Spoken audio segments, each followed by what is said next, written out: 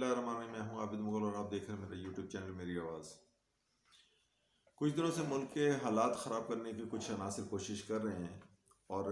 یہ بات بالکل میں سمجھتا ہوں ایجنسیوں کو، اسٹیبلشمنٹ کو، گورنمنٹ کو اس چیز کا پورا اندازہ ہوگا کہ یہ حالات خراب کرنے کے پیچھے وہ عناصر ہیں جو ملک کو صحیح سمت میں جانے نہیں دینا چاہتے۔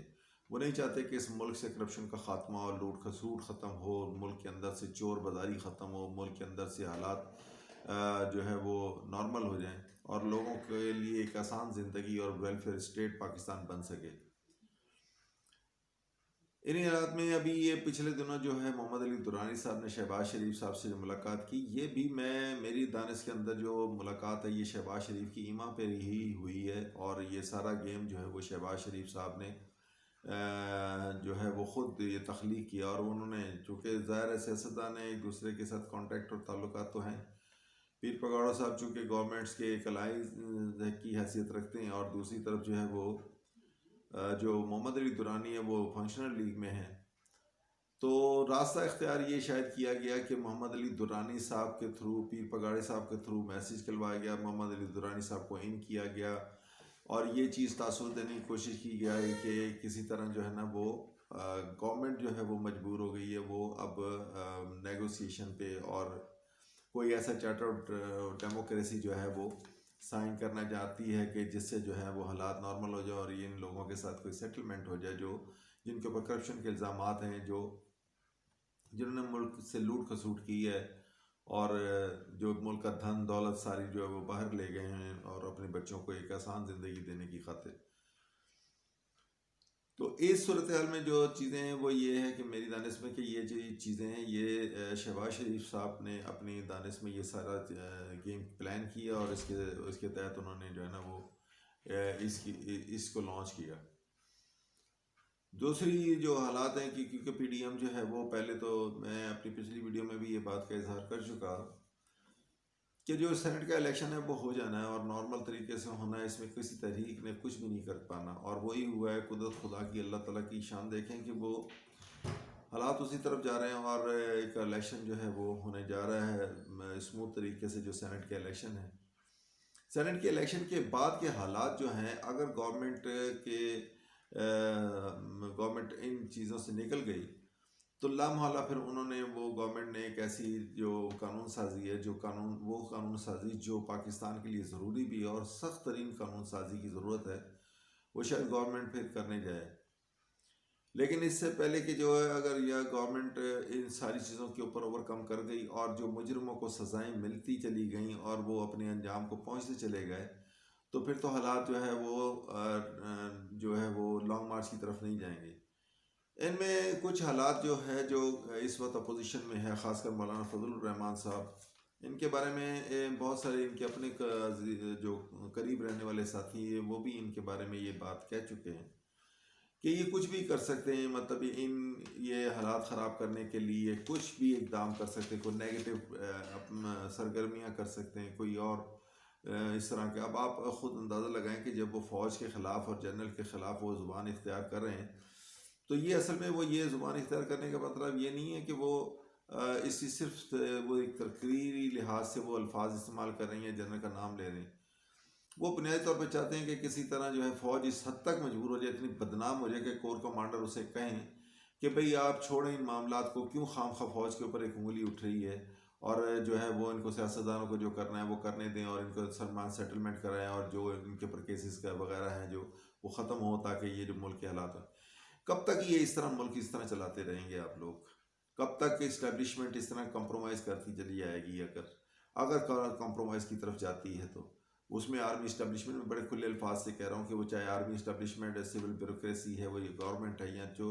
اسٹیبلشمنٹ کا کوئی حصہ ہے،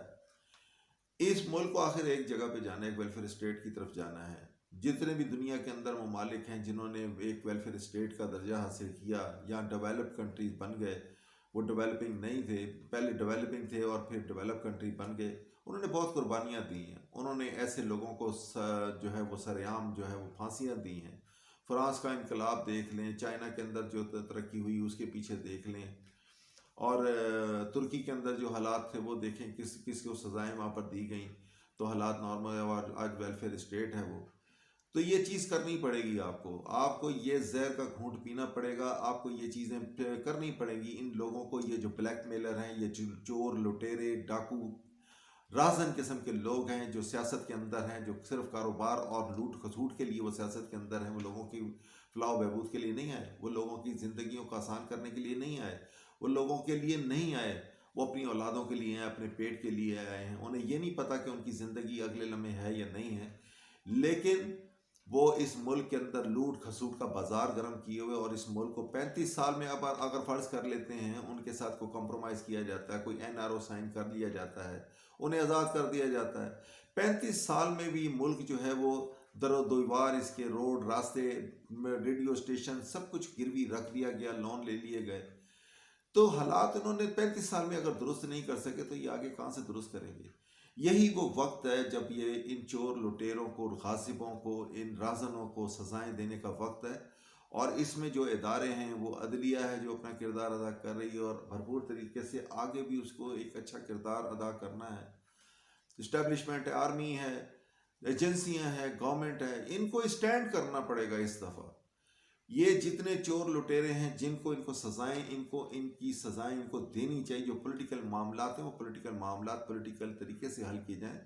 لیکن جو عدالتی معاملات ہیں، جو چور لٹیرا لوٹ کے مال جو ہے وہ کھایا گیا ہے اور اس کے ملک کو نقصان پہنچایا گیا، اس کو سزائیں دینی ہوں گی آپ لوگوں کو. اگر یہ آج آپ لوگوں نے معاف کر دیا، آج اگر آپ لوگوں نے انہیں چھوڑ دیا اور پھر سے کوئی کمپرومائز کر لیا، وہ چاہے آرمی اسٹیبلشمنٹ پریشر میں آ کر یہ کر لے، جو کچھ انہوں نے کرنا تھا یا جو کچھ کرنا چاہ رہے ہیں وہ تو کر چکے ہیں. اب یہ جتنا جرنلوں کا نام لینا تھا، جس کے اسٹیبلشمنٹ کا نام لینا تھا، جو بدنامی کرنی تھی دنیا کے اندر، وہ تو کر لی. یہی وہ وقت ہے جس وقت کے اندر اب آپ کو اس کا فیصلہ کرنا ہے کہ یا ملک کو آپ نے ترقی لے کے جانی ہے، یا پھر اگر دوبارہ ان کے ہاتھوں میں یہ دے دیا تو پھر یہ ملک اس حد تک پستی میں چلا جائے گا کہ پھر اس کو نکالنے کے لیے دوبارہ کوئی لیڈر نہیں آئے گا، نہ کوئی کسی نے آنا ہے. پھر ان چور لٹیروں کے حوالے ملک ہوگا، اور پھر وہ حالات پیدا کر دیے جائیں گے جو کہ عراق کے اندر ہوئے، جو مصر کے اندر ہوئے، جو افغانستان کے اندر ہوئے. پھر وہ حالات یہ لوگ پیدا کریں گے. ان حالات سے بچنے کی خاطر آج اسٹینڈ کریں. جو بھی ادارے ہیں، جو بھی اس ملک کو اقتدار کے حوالے سے جو ہے وہ اپنا کردار ادا کرتے ہیں، اور گورنمنٹ کی مشینریز کے ساتھ ہیں، اور قانون اور آئین کی حوالے سے ان کا ایک رول بنتا ہے اس ملک کے اندر، وہ اب اسٹینڈ کریں، اس ملک کے اندر کھڑے ہوں، تاکہ ایسے لوگوں کو، غاصبوں کو، رازنوں کو، چوروں کو، ڈاکوؤں کو سزائیں ہوں. اور یہ ملک اپنی ترقی سے ترقی کرتا ہوا کوئی بھی نہیں روک سکے گا. ترقی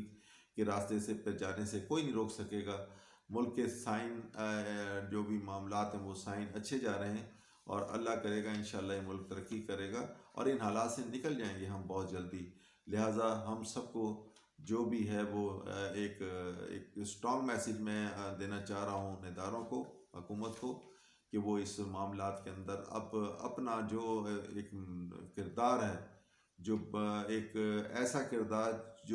جس کی وجہ سے اس ملک کو ترقی آگے ملنی ہے یا ویلفیئر اسٹیٹ کی طرف جانا ہے، اسے ادا کرنا ہوگا. اپنی نیکسٹ ویڈیو تک کے لیے اجازت دیجیے. السلام علیکم.